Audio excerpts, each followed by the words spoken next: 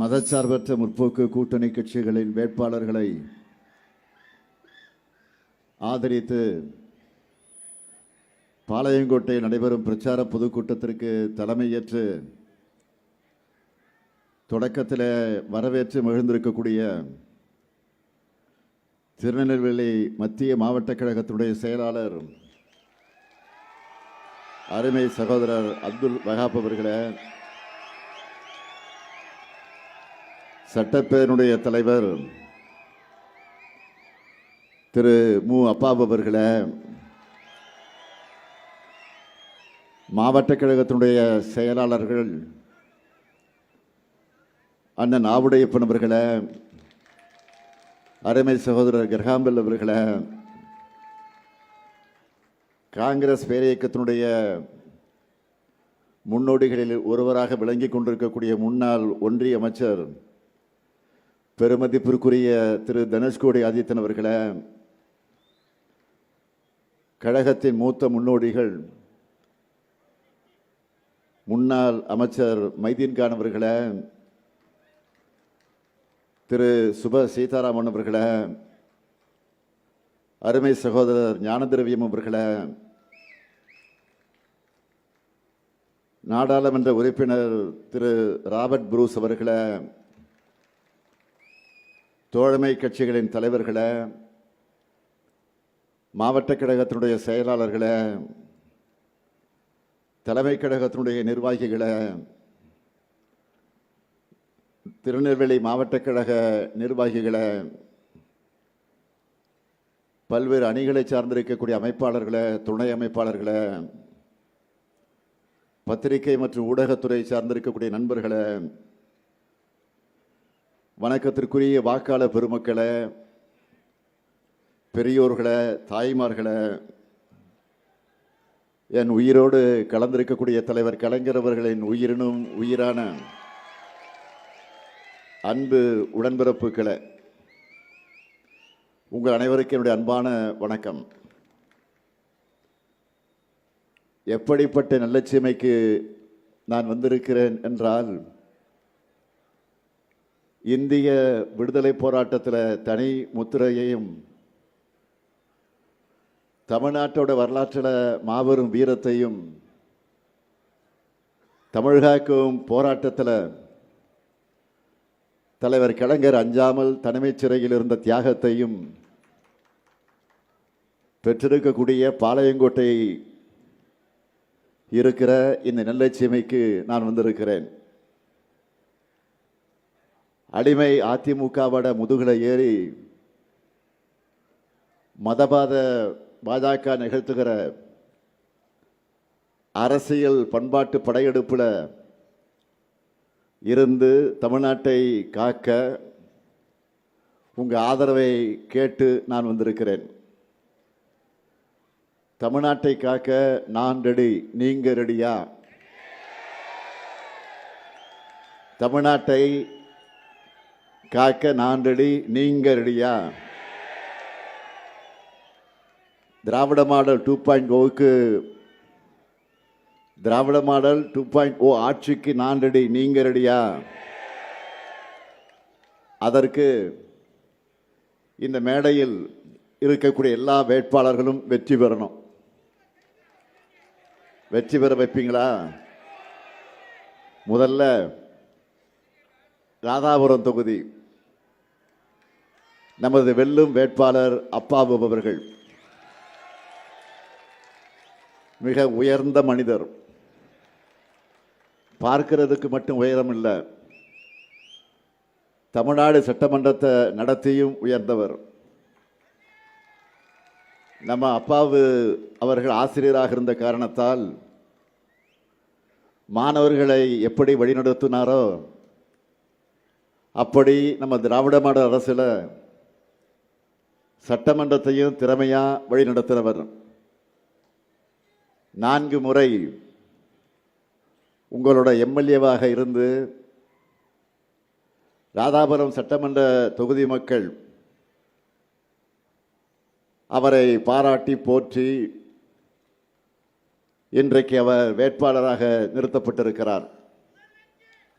அவருக்கு ராதாபுரம் தொகுதியில் இருக்கக்கூடிய மக்கள் உதயசூரியன் சின்னத்தில் உங்களுடைய பொன்னான வாக்குகளை அளிக்க வேண்டும் என்று நான் கேட்டுக்கொள்கிறேன். அடுத்து பாளையங்கோட்டை சட்டமன்ற தொகுதி வெற்றி வேட்பாளர் மாவட்ட செயலாளர் அப்துல் வகாப் அவர்கள். பாளையங்கோட்டை எப்பவுமே திமுக கோட்டை. கடந்த முறை போலவே இந்த முறையும் உங்களுக்கு பணியாற்ற ஆதரவு கோரி நிற்கிறார். அப்துல் வகாப் அவர்களுக்கு உதயசூரியன் சின்னத்தில் உங்களுடைய பொன்னான வாக்குகளை மீண்டும் வழங்க வேண்டும். அடுத்து திருநெல்வேலி சட்டமன்ற தொகுதி நமது வெற்றி வேட்பாளர் மாநகர செயலாளர் தம்பி சுப்பிரமணியன் அவர்கள் அமைதியா தன்னுடைய பணியை சிறப்பாக செய்யக்கூடிய ஓர் இளைஞர். திருநெல்வேலி தொகுதி மக்கள் சுப்பிரமணியம் அவர்களுக்கு உதயசூரியன் சின்னத்தில் உங்களுடைய பொன்னான வாக்குகளை வழங்கி அவரை வெற்றி பெற வைக்கணும். அடுத்து நாங்குநேரி சட்டமன்ற தொகுதி காங்கிரஸ் கட்சியை சார்ந்த வெற்றி வேட்பாளர் பெருமதிப்பிற்குரிய அருமை சகோதரர் திரு ராகுல் காந்தி அவர்களால் மீண்டும் நம்மிடத்தில் ஒப்படைக்கப்பட்டிருக்கக்கூடிய வெற்றி வேட்பாளர் ரூபி மனோகரன் அவர்கள் நிறுத்தப்பட்டிருக்கிறார்.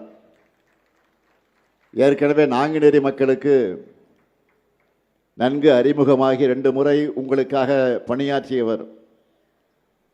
அவருக்கு உங்களுடைய உதயசூரியன் சின்னத்தில் மன்னிக்கும் கை சின்னத்தில் அவருக்கு சிறப்பான வெற்றியை தேடி தரணும்.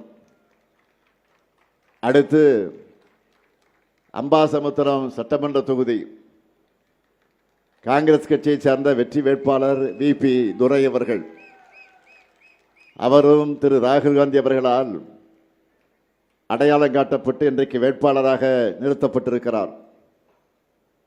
வழக்கறிஞரான இவர் தனது தந்தை முன்னாள் சட்டமன்ற உறுப்பினர் வேல்துரை போன்ற மக்களுக்கு பணியாற்ற ஆதரவு கேட்டு நிற்கிறார். அவருக்கும் கை சின்னத்தில் நீங்கள் ஆதரவு தந்து பெருவாரியான வாக்கு வித்தியாசத்தில் வெற்றி பெற வைக்கணும். திருநெல்வேலி மாவட்டத்தினுடைய இந்த 5 பேருக்கும் நீங்கள் சிறப்பான ஆதரவை தந்து இந்த மதச்சார்பற்ற முற்போக்கு கூட்டணி வேட்பாளர்களுக்கு வெற்றியை தேடி தரணும். வெற்றி உறுதிதான். உறுதியா? இன்னும் சத்தமா? இன்னும் சத்தமா? வெற்றி உறுதி ஆயிடுச்சு. வேட்பாளர்கள் இப்போ உட்காரலாம். 10 ஆண்டு கால அதிமுக ஆட்சியில் தமிழ்நாட்டோட நிர்வாகம் சீரடைஞ்சு வளர்ச்சி முடக்கப்பட்டு நம்ம மாநிலமே படு பாதாளத்திற்கு தள்ளப்பட்டதை நீங்கள் எல்லாம் நன்கு அறிவீர்கள், மறந்திருக்க மாட்டீங்க. அதுவும் அதிமுகவோட கடைசி 4 ஆண்டு காலத்தில் நடந்த சிலதை மட்டும் சுருக்கமாக உங்களுக்கு நினைவுபடுத்த விரும்புகிறேன். அம்மையார் ஜெயலலிதா வாழ்ந்த குடநாட்டிலேயே கொலை கொள்ளைகள், சாத்தான்குளத்தில் காவல் மரணம், தமிழர்களுடைய மனதை பதற வைத்த நீட் தற்கொலைகள், இளம்பெண்கள் கதறி அழுத பொள்ளாச்சி பாலிய வன்கொடுமை, அமைதியான ஸ்டெர்லைட் போராட்டத்தில் அப்பாவி பொதுமக்கள் மேலேயே துப்பாக்கி சூடு, இது எல்லாத்துக்கும் மேலே டெல்லிக்கு காவடி தூக்கி சிஏஏ 3 வேளாண் சட்டங்கள் போன்ற மக்கள் விரோத சட்டங்களை, சிறுபான்மை விரோத சட்டங்களை ஆதரித்து நீட்டின இடத்துலலாம் கையெழுத்து போட்டது என தமிழ்நாட்டோட நிதி உரிமை, மாநில உரிமை எல்லாவற்றையும் அடகு வச்ச அந்த பிளாஷ்பேக்கை நினைச்சால இன்றைக்கும் மக்கள் பீதி அடைவாங்க. அப்படிப்பட்ட கேவலமான ஆட்சியில் இருந்து உங்களுடைய ஆதரவோடு தமிழ்நாட்டை மீட்டெடுத்து புதிய விடியலை தந்து கடந்த 5 ஆண்டுகளில் இந்தியாவிலேயே நம்பர் 1 மாநிலமாக தமிழ்நாட்டை இன்றைக்கு நாம் உயர்த்தி இருக்கிறோம். ஏன் இந்தியாவிற்கே வழிகாட்டுகிற ஆட்சியாக நடத்தி கொண்டிருக்கிறோம். நம்ம ஆட்சிக்கு என்ன பேர் வச்சோம் சொல்லுங்க? நம்ம ஆட்சிக்கு என்ன பேர் வச்சோம் சொல்லுங்க? திராவிட மாடல். நெஞ்சை நிமிர்த்தி சொல்றேன், இந்தியாவே தெற்கே திருப்பி பார்க்கக்கூடிய அளவிற்கு திராவிட மாடல் ஆட்சியில் தமிழ்நாட்டை தலைநிமிர வச்சிருக்கிறோம். முதல் நாள் முதல் கையெழுத்திலேயே மகளிர் பஸ்ஸில் போகக்கூடிய மகளிர் எல்லாரும் கட்டணமில்லாமல் விடியல் பயணம் செய்யலாம்னு உத்தரவிட்ட கைதான் இந்த ஸ்டாலின் கை. அதை தொடர்ந்து தமிழ்நாட்டோட அடுத்த கட்ட வளர்ச்சி அதனுடைய வரலாற்றை எழுதணும்னு தீர்மானித்து தொடர்ச்சியாக பல முன்னோடி திட்டங்களை செயல்படுத்த தொடங்கின. அதையெல்லாம் பட்டியல் போட்டால் இந்த பொதுக்கூட்டத்தையே ஒரு சாதனை விளக்க பொதுக்கூட்டமாகத்தான் நடத்தணும். அந்த அளவுக்கு மலையளவு சாதனைகளை நாம் செஞ்சிருக்கிறோம். நம்ம திராவிட மாடல் ஆட்சியில் இந்த திருநெல்வேலி மாவட்டத்திற்கு செஞ்சிருக்கக்கூடிய திட்டங்களை மட்டுமே ஒரு தனி புத்தகமாக போடலாம். அதனால் மிக மிக முக்கியமான முத்தாய்ப்பான சாதனைகளை மட்டும் தலைப்புச் செய்திகளாக ஹைலைட்டாக நான் சொல்ல விரும்புகிறேன். இந்திய வரலாறு தமிழ் நிலத்திலிருந்து தான் எழுதப்படணும் என்ற நம்மளோட முழக்கத்துக்கு அடித்தளமாக நிற்பது என்னன்னு கேட்டிங்கன்னா பொருணை அருங்காட்சியகம். திருநெல்வேலி பல்நோக்கு மருத்துவமனையில் இதயம், நரம்பு, சிறுநீரகம், கல்லீரல் குறைபாடு உள்ளவங்களுக்கு சிகிச்சை வழங்க நவீன கட்டமைப்புகளோடு கூடிய மருத்துவமனை கட்டடம். பல ஆண்டு கனவு திட்டமான தாமிரபரணி, கருமணியாறு மற்றும் நம்பியாறு நதிநீர் வெள்ள உபரி நீர் திட்டம் தொடக்கம். மானூரில் அரசு கலை மற்றும் அறிவியல் கல்லூரி. 93 திருக்கோயில்களில் சீரமைப்பு பணிகள். 1000 ஆண்டு பழமையான திருக்கோயில்கள் திருப்பணிகள் திட்டத்தின் கீழே 33 திருக்கோயில்களில் திருப்பணிகள் சீரமைப்பு பணிகள். அம்பாசமுத்திரத்தில் புறவழிச்சாலை. இதுபோக நடந்து கொண்டிருக்கக்கூடிய பணிகளை சொல்லணும்னா 6 ஊராட்சி ஒன்றியத்தை சார்ந்த 831 குடியிருப்புகளுக்கான கூட்டு குடிநீர் திட்ட பணிகளும், களக்காடு நகராட்சி மற்றும் 7 பேரூராட்சிகளுக்கான கூட்டு குடித்திட்ட பணிகளும் முடிவுறக்கூடிய நிலையில் இருக்கிறது.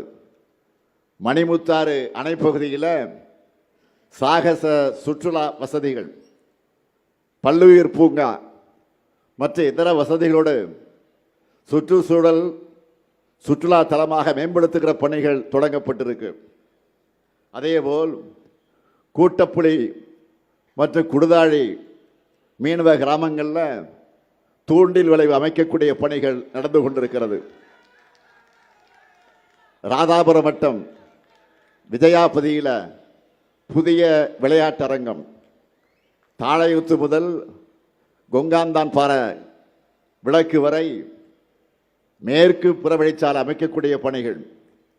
காவல் கிணறு ராதாபுரம் சாலையில் ரயில்வே மேம்பாலம் அமைக்கும் பணியும், குலவர் நீர் பகுதியில் ஒய் வடிவ மேம்பாலம் அமைக்கிறதுக்கும் விரைவில் அந்த பணிகள் தொடங்கப்பட இருக்கு. ராதாபுரம் வட்டம் ஆலந்துறை ஆற்றின் குறுக்கே அமைஞ்சிருக்கக்கூடிய கஞ்சிப்பாறை அணைக்கட்டை மேம்படுத்தி அதன் மேல்மட்ட மற்ற கீழ்மட்ட கால்வாய்களை அனுமானதி வரை அகலப்படுத்தக்கூடிய பணி. அம்பாசமுத்திர வட்டம் விக்கிரமசிங்கபுரம் கிராமத்தில் கோரையாற்றின் குறுக்கே நீர்த்தேக்கம் அமைக்கவும், சேரன் மகாதேவி வட்டம் தெற்கு வீரவநல்லூர் கிராமத்தில் வள்ளிமலை ஓடையின் குறுக்க நீர்த்தேக்கம் அமைக்கவும், திசையன் விளை வட்டத்தில் இருக்கக்கூடிய குட்டம் மற்றும் அதை சுற்றி இருக்கக்கூடிய பகுதிகளுக்கு வெள்ள நீரை திருப்பி விடுவதற்காக நம்பியாற்றின் குறுக்கே தடுப்பணை அமைக்கவும் முயற்சிகள் மேற்கொள்ளப்பட்டது. எல்லாத்துக்கும் மேலே பெருமையாக சொல்லணும்னா, கண்ணியத்திற்குரிய காகிதமில்லத்தவர்கள் பேரில் 100 கோடி ரூபாய் மதிப்பீட்டில் மாபெரும் நூலகம் அமையவிருக்கிறது. இப்படி சாதனைகளை சொல்லிக்கிட்டே போகலாம். இவ்வளவு செஞ்சிருக்கிற துணிவோடு தான் உங்ககிட்ட நான் உரிமையோடு வாக்கு கேட்க வந்திருக்கிறேன். ஆனால் பழனிசாமி அவர்களும் வாக்கு கேட்டு வர்றார். எப்படி வர்றார்? சுயசந்தனை இல்லாமல் தமிழ்நாட்டை நாசப்படுத்தின அவர் துரோகத்தின் மொத்த உருவமான தன்னை மக்கள் புறக்கணிச்சுட்டாங்களும் பற்றி கவலைப்படாமல் அவர் முடிவு பண்ணிட்டார். புறக்கணிச்சுட்டாங்க மக்கள் முடிவு பண்ணிட்டார். அதனால தான் 10 தோல்வி பழனிசாமி நம்முடைய திட்டங்களை எல்லாம் காப்பி அடித்து புதுசாக ஸ்டிக்கர் ஒட்டி வந்து கொண்டிருக்கிறார். முதல்ல மகளிர் உரிமை திட்டம். கடந்த தேர்தலின் போது இந்த திட்டத்தை நாம் அறிவித்தப்போ இதை செயல்படுத்தவே முடியாதுன்னு பழனிசாமி சொன்னார். மக்கள்கிட்ட அந்த அறிவிப்பு கிடைச்ச வரவேற்பை பார்த்துட்டு கடந்த தேர்தலையே அவரும் மகளிருக்கான உதவித்தொகையை வழங்குவோம்னு நம்மை விட அதிகமான தொகையை சொன்னார். ஆனால் மக்களான நீங்கள் என்ன முடிவெடுத்தீங்க? கூசாமல் பொய்களை மட்டுமே பேசுகிற பழனிசாமியை நம்ப மாட்டோம், துரோகங்களை மட்டுமே விரும்பி செய்கிற பழனிசாமி ஏற்றுக்க மாட்டோம், புதிய விடியலுக்காக உதயசூரியனுக்கு தான் நாங்கள் வாக்களிப்போம் என்று சொல்லி வாக்களிச்சிங்க. நாங்களும் சொன்ன மாதிரியே உரிமை தொகையை கொடுத்து கொண்டிருக்கிறோம். அது மட்டுமல்ல, இப்போ கூட அதிமுக பாஜக போட்ட சதி திட்டத்தை முறியடித்து 5000 ரூபாய் வழங்கிட்டோம். அடுத்து திராவிட மாடல் 2.0 1000-ஐ 2000-ஆக உயர்த்தி தர போகிற அறிவிச்சிட்டோம். அதே போல் விடியல் பயணத்திலையும் பெண்கள் சுதந்திரமாக பயணிக்க ஆரம்பிச்சிட்டீங்க. ஆனால் இந்த திட்டங்களை எல்லாம் கொச்சைப்படுத்தி பேசினார் பழனிசாமி. இப்போ நம்ம திட்டங்களை முடக்குவோம், தவிர்ப்போம்னு சொல்லிட்டு பிரச்சாரத்துக்கு போனால் மக்கள் விரட்டி அடிப்பாங்கன்னு உணர்ந்து தெரிஞ்சுக்கிட்டு உரிமை திட்டத்துக்கு குல விளக்குன்னு பெயரை சொல்லி ஸ்டிக்கரை ஒட்டிக்கிட்டு வந்திருக்கிறார். இதை பார்த்து மக்கள் என்ன பேசுகிறாங்கன்னா, ஸ்டாலின் சொன்னதை மட்டுமல்ல சொல்லாததையும் செய்வார். ஆனால் பழனிசாமி சொன்னதையும் செய்ய மாட்டார், சொந்தமாகவும் செய்ய மாட்டார்னு கமெண்ட் அடிக்க ஆரம்பிச்சுட்டாங்க. பழனிசாமிக்கு 11வது தோல்வி ஸ்டிக்கரை ஒட்ட மக்களும் தயாராகிட்டீங்க. ஏன்னா இப்போ களத்தில் இருக்கிறது யாரு? Super star. சூப்பர் ஸ்டார் யாருன்னு கேட்டால் திமுக தேர்தல் அறிக்கைன்னு சின்ன குழந்தையும் சொல்லும். ஒரு பாட்டே இருக்கு, சூப்பர் ஸ்டார் யாருன்னு கேட்டா ஞாபகம் இருக்கா? திமுக தேர்தல் அறிக்கைன்னு சின்ன குழந்தையும் சொல்லும். ஆக இப்போ ஐபிஎல் நடந்துகிட்டு இருக்கு, கிரிக்கெட் ஐபிஎல் நடந்துகிட்டு இருக்கு. நீங்கள் பார்த்துட்டு இருப்பீங்க, நிறைய சிக்ஸர்கள்லாம் பார்த்துருப்பீங்க. தேர்தல் அறிக்கை மூலமாக நாம் அடித்த சிக்ஸரில் சிலவற்றை மட்டும் இப்போ ஹைலைட்டாக உங்களுக்கு சொல்ல போகிறேன். முதல் சிக்ஸர் இல்லத்தரசிகளுக்கு கூப்பன் வழங்குகிற திட்டம்.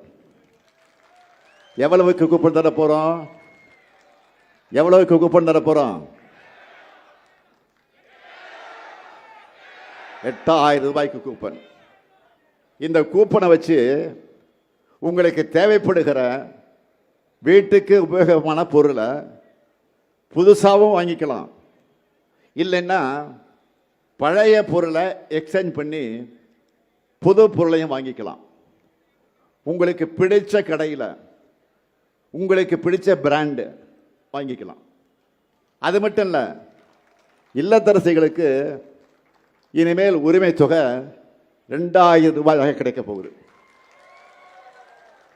அடுத்தடுத்த செக்ஷனில் வரிசையாக சொல்கிறேன். காலை உணவு திட்டம், குழந்தைகளோட பசியை போக்கக்கூடிய திட்டம். அதை குழந்தைகளை பசியை போக்குற திட்டம் மட்டும் இல்லை, இல்லத்தரசர்களுடைய பணிச்சுமையை குறைக்கிற திட்டம். இனிமேல் காலை உணவு திட்டத்தை 8ஆம் வகுப்பு வரைக்கும் விரிவாக்கம் செய்ய போகிறோம். முதல்ல 5 வரைக்கும் தான், 5ஆம் வகுப்பு வரைக்கும் தான். இப்போ 8ஆம் வகுப்பு வரை விரிவாக்கம் செய்ய போகிறோம். அதே போல் 20 லட்சத்துக்கு அதிகமான உழவர்கள் பயன்பெறக்கூடிய வகையில் எந்தவித மீட்டரும் பொருத்தப்படாத நவீன மின்சார பம்பு செட்டுகளை வழங்க போகிறோம். புதுமை பெண் திட்டத்திலையும் தமிழ் புதலன் திட்டத்திலையும் இனிமே மாதம் 1000 இல்லை 1500 ரூபாய் வழங்க போகிறோம். உயர்கல்வி முடித்த 5 லட்சம் இளைஞர்கள் வேலைவாய்ப்பு பெறக்கூடிய வகையில் நான் முதலன் திட்டத்தில் 1500 ரூபாய் உதவித்தொகையோட 6 மாதம் பயிற்சி வழங்க போகிறோம். நெல் கொள்முதல் விலை குவிண்டால் ஒன்றுக்கு 3500 ரூபாயாக உயர்த்தி வழங்கப்படும். கரும்பு கொள்முதல் விலை டன் ஒன்றுக்கு 4500 ரூபாயா உயர்த்தி வழங்கப்படும். பால் கொள்முதல் விலை லிட்டர் ஒன்றுக்கு 5 ரூபாய் உயர்த்தி வழங்கப்படும். முதியோர் உதவித்தொகை 1200 ரூபாயிலிருந்து 2000 ரூபாயாக உயர்த்தி வழங்கப்படும். மாற்றுத்திறனாளிகளுக்கான உதவித்தொகை 1500 ரூபாயிலிருந்து 2500 ரூபாயாக உயர்த்தி வழங்கப்படும். மீன்பிடி தடைக்கால சிறப்பு நிவாரணத் தொகை 8000 ரூபாயிலிருந்து 12000 ரூபாயாகவும், மீன்பிடி குறைவுகால சிறப்பு நிவாரணத் தொகை 6000 ரூபாயிலிருந்து 9000 ரூபாயாகவும் உயர்த்தி வழங்கப்படும். 2030ஆம் ஆண்டுக்குள்ள மாவட்டம் மற்றும் வட்ட அளவில் இருக்கக்கூடிய அரசு மருத்துவமனைகளில் டயாலிசிஸ் செய்கிறாங்கள சிகிச்சை, அந்த கருவிகள் 2 மடங்காக்கப்படும். தொழிற்சாலைகள் அதிகமுள்ள நகரங்களில் பெண்கள் வேலைக்கு செல்வதை எளிதாக்கக்கூடிய வகையில் 1000 குழந்தைகள் காப்பகங்கள் உருவாக்கப்படும். பெண்களின் பாதுகாப்புக்காக அனைத்து நகரங்களுக்கும் பிங்க் பெட்ரோல் வாகனங்கள் விரிவுபடுத்தப்படும். மகளிர் சுயஉதவி குழு பெண்கள் ஷேர் ஆட்டோ வாங்க வங்கிக் கடன் மானியத்தோடு கூடிய வங்கிக் கடன் பெற்று தரப்படும். கலைஞர் கனவு இல்ல உள்ளிட்ட திட்டங்கள் மூலமாக வீடற்ற ஏழைகளுக்கு அடுத்த 5 வருஷத்தில் 10 லட்சம் வீடுகள் கட்டித்தரப்படும். தென் மாவட்டங்கள் கல்வி மற்றும் சுகாதார குறியீடுகளில் உரிய வளர்ச்சியை பெறவும் தொழில் மயமாவதை உறுதி செய்யவும் இந்த தென் மாவட்டங்களுக்காக ஒரு சிறப்பு வளர்ச்சி திட்டம் உருவாக்கப்படும். நாங்கள் சொன்னதை செய்வோம். நான் கலைஞருடைய மகன். சொன்னதை மறக்கவும் மாட்டேன், மறுக்கவும் மாட்டேன். இத்தனை சாதனைகளை செஞ்சுட்டு எதிர்காலத்துக்கான தொலைநோக்கு திட்டங்களை உருவாக்கிட்டு நான் உங்ககிட்ட வாக்கு கேட்க வரேன். ஆனால் டபுள் இன்ஜின் டப்பா இன்ஜின்னு வரக்கூடிய அமித்ஷா ஆட்டு வைக்கும் பழனிசாமி அங்கே வைக்கக்கூடிய என்டிஏ கூட்டணியோட லட்சணம் என்ன? மக்களுக்காக அவங்க செஞ்சதெல்லாம் என்ன? 2014 பிரதமர் மோடி ஆட்சிக்கு வந்தார். 2016 பணமதிப்பு இழப்பு நடவடிக்கை சொல்லி நாட்டு மக்கள் எல்லாரையும் பேங்க் வாசல்லையும் ஏடிஎம் வாசல்லையும் இரவு பகலாக கால் கடுக்க நிற்க வச்சார். எத்தனை பேர் இறந்தாங்க. அடுத்து கொரோனா வந்துச்சு. எல்லாரும் வீட்டில் இருக்கிற தட்டை தட்டுங்க, மணி அடிங்கன்னு ஒரு காமெடி ஷோவை நடத்தினார். கோடிக்கணக்கான மக்களை நடுத்தருவில் நடக்க வச்சார். ஆக்சிஜன் சிலிண்டருக்காக மக்களை அல்லல் பட வச்சிருக்கிறார். இப்போ மேற்காசிய போர் நடக்குது. பொறுப்பான மாநில அரசு நாங்கள் முதலையே சலுகை திட்டங்களை அறிவிச்சிட்டோம். ஆனால் பிரதமர் கொரோனா காலம் மாதிரி ரெடியாக இருங்கன்னு சொல்லிட்டு மக்களை கேஸ் சிலிண்டருக்காக காத்திருக்க வச்சிருக்கிறார்.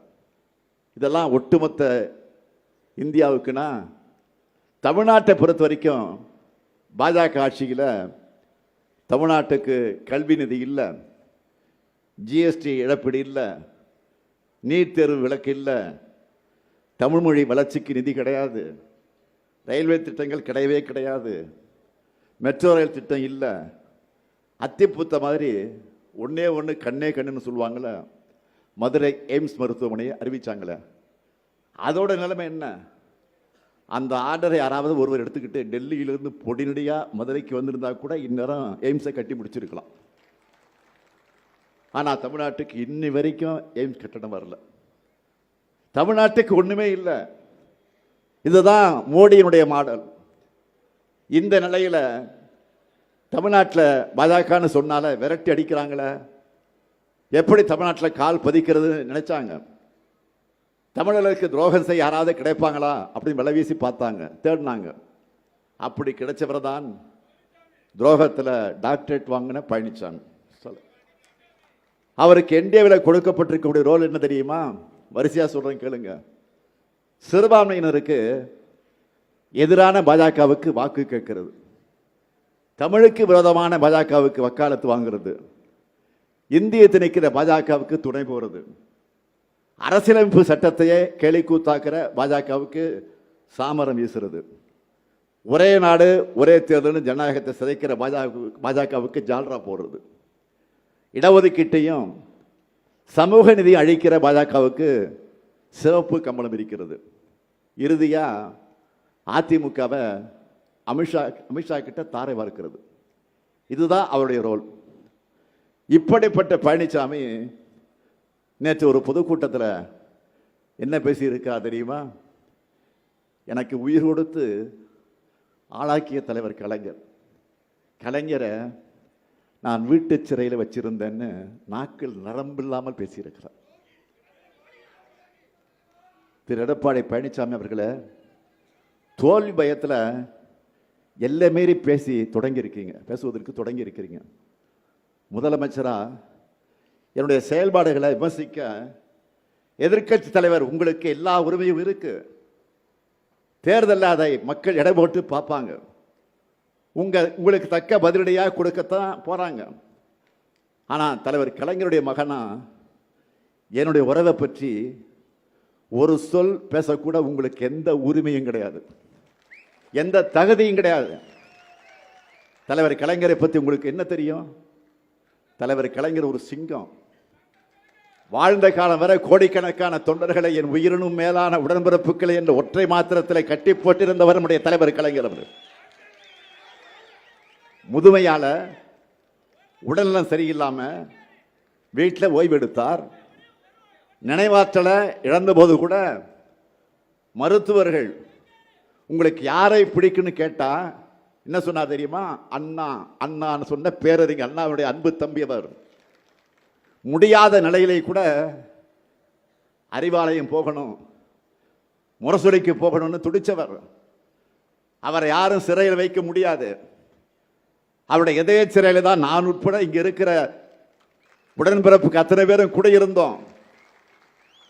எடப்பாடி பழனிசாமி அவர்களை தலைவர் கலைஞர் பெயரை சொல்லக்கூட உங்களுக்கு தகுதி கிடையாது. கலைஞர் பெயரை சொல்லக்கூட எந்தவித யோக்கியதையும் கிடையாது. 5 முறை மக்களால் தேர்ந்தெடுக்கப்பட்ட முதலமைச்சராக இருந்து இந்த தமிழ்நாட்டை நீண்ட காலம் ஆண்ட ஒரே முதலமைச்சர் தலைவர் கலைஞர். அவருடைய கடைசி ஆசை என்ன? அவருடைய தலைவர் பேரறிஞர் அண்ணா அவருக்கு அருகே அடக்கம் செய்யணும். அதுக்காக நானே, அப்பாக்காக இல்லை தலைவனுக்காக நானே உங்க வீட்டு படியேறி வந்து கையெடுத்து கும்பிட்டு கேட்டேனே. என்னுடைய தந்தைக்காக அல்ல, தமிழ்நாட்டுடைய தலைவர் அவர். அவருக்கு கடற்கரையில் இடம் கொடுங்கன்னு அந்த சோக சூழ்நிலையில் கூட உங்க முன்னாடி வந்து நின்றேனே, கொடுத்தீங்களா? இரக்கம் இல்லாமல் மருத்துவர் தானே நீங்க. அப்படிப்பட்ட உங்களுக்கு எங்க தலைவரை பற்றி பேச எந்த யோக்கியதையும் கிடையாது. உங்க யோகியதை என்ன தெரியுமா? உங்களை நம்பி பதவி கொடுத்த அம்மையார் சசிகலாவுடைய காலையே வாரிவிட்டவர் நீங்க. நம்பிய டிடிவி தினகரனையும் சகோதரர் ஓபிஎஸ் அவர்களையும் முதுகில குத்துனவர் நீங்க. உங்களுக்கு நினைவு இருக்கா? அம்மையார் ஜெயலலிதாவை உடல்நலக் குறைவால சட்டமன்ற அவைக்கு வராமல் இருக்க அதற்கு ஒரு தீர்மானம் கொண்டு வந்தாங்க. அதை ஆதரிச்சு திமுக. இதுதான் உங்களுக்கு எங்களுக்கு இருக்கிற வித்தியாசம். அடிச்சு சொல்றேன், உங்களால எந்த காலத்திலையும் ஆட்சியை பிடிக்கவே முடியாது. உறுதியா சொல்றேன். கலைஞரின் உடன்பிறப்புகள் இருக்கிற வரைக்கும் உங்களால் ஆட்சியை பக்கமே வர முடியாது. இது உறுதி. தமிழ்நாட்டை காக்க திராவிட முன்னேற்ற கழகம் தான் மீண்டும் ஆட்சிக்கு வரணும் என்று மக்கள் ஏற்கனவே முடிவு பண்ணிட்டாங்க. இந்தியாவை திரும்பி பார்க்கிற வளர்ச்சி நீடிக்கணும்னா திராவிட முன்னேற்ற கழகம் தான் ஆளணும். தமிழ்நாடு தலை நிமிர்ந்து இருக்கணும்னா மதச்சார்பற்ற முற்போக்கு கூட்டணி தான் வெற்றி பெறணும். அந்த வெற்றி இந்தியாவை திரும்பி பார்க்கிற மாபெரும் வெற்றியாக இருக்கணும். நீங்கள் எல்லாரும் ஒரு விஷயத்தை நல்லா புரிஞ்சுக்கணும். நாம் போராடுவது திமுகவுடைய வெற்றிக்காக மட்டுமல்ல, நம்முடைய கூட்டணியுடைய வெற்றிக்காக மட்டுமல்ல, தமிழ்நாட்டினுடைய வெற்றிக்காக மறந்துடாதீங்க. எனவே அரசியல் வெறுப்பு, அந்த வெறுப்புகள் எல்லாம் அப்பாற்பட்டு நம்முடைய தாய் தமிழ்நாட்டை காக்க தமிழ்நாட்டு மக்கள் அனைவரும் திமுக தலைமையிலான மதச்சார்பற்ற முற்போக்கு கூட்டணியை ஆதரிக்க வேண்டும் என்று நான் கேட்டுக் கொள்கிறேன். அதற்கு ராதாபுரம் சட்டமன்ற தொகுதியில் அப்பா அவர்களுக்கும், பாளையங்கோட்டை சட்டமன்ற தொகுதியில் அப்துல் வஹாப் அவர்களுக்கும், திருநெல்வேலி சட்டமன்ற தொகுதியில் சுப்பிரமணியம் அவர்களுக்கும் உதயசூரிய சின்னத்தை ஆதரிக்கணும். அதேபோல் நாங்குநேரி சட்டமன்ற தொகுதிக்கு காங்கிரஸ் கட்சியை சார்ந்த வெற்றி வேட்பாளர் ரூபி மனோகரன் அவர்களுக்கும், அம்பாசமுத்திரம் சட்டமன்ற தொகுதியில் பிஏபி துரை அவர்களுக்கும் கை சின்னத்தை உடைய பொன்னான வாக்குகள் அளித்து வெற்றி பெற வைக்கணும். அமையவிருக்கக்கூடிய திராவிட மாடல் 2.0 ஆட்சியில் எங்களுடைய சாதனைகளை நாங்களே முறியடிக்கக்கூடிய அளவுக்கு சிறப்பான ஆட்சியை, தமிழ்நாட்டை புதிய உயரங்களுக்கு கொண்டு செல்லக்கூடிய ஆட்சியை நாங்கள் வழங்குவோம். உங்கள் எல்லோருடைய ஆதரவோடு மதச்சார்பற்ற முற்போக்கு கூட்டணி தமிழ்நாட்டை காக்கும். வெல்வோம் ஒன்றாக, வெல்வோம் ஒன்றாக, வெல்வோம் ஒன்றாக. நன்றி, வணக்கம்.